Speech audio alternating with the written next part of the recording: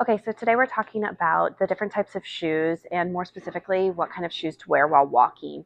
And so, one of the primary things I always tell patients is if you are a runner and you are also going to mix in walking, I don't want you wearing the same shoes that you run in. The mechanics when we run are very different than when we walk. So, we want to have a shoe that is exclusive for walking and another shoe that's exclusive for running. As far as if you're just a walker and you're not running, what kind of shoes do I care about? Well, it really depends on the type of foot you have. I love a minimalist shoe, but I never encourage somebody just jumping into a minimalist shoe, especially when doing long distance, more than walking around the grocery store or going shopping for a couple hours.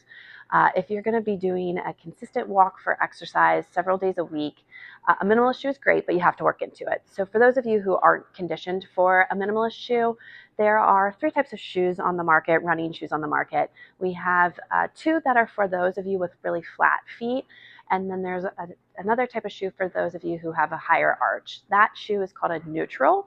It is great for people who tend to walk more on the outside of their foot. For those of you who tend to walk more on the inside of the foot, we are going to look at a stability shoe or a motion control. And the differentiation between the two is that a motion control is going to be a little bit stiffer, whereas a stability shoe is going to have a little bit more play. So if you take that shoe and you try and wring it out, a motion control is going to be a little bit stiffer, whereas a stability shoe is going to be a little bit more pliable. Those are going to be great for those people who tend to walk more on the inside of the foot.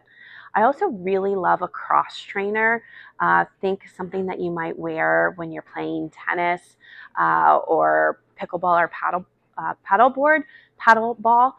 Those shoes tend to be a little bit more even from inside to outside, so we don't see a big lip on the outside or the inside of a shoe. And those are a really great shoe for walking. That's why they're called cross trainers. They're meant to be used for no matter what activity. I hope that's helpful. Feel free to subscribe and like our channel for more updates, and definitely leave a comment if you have any questions.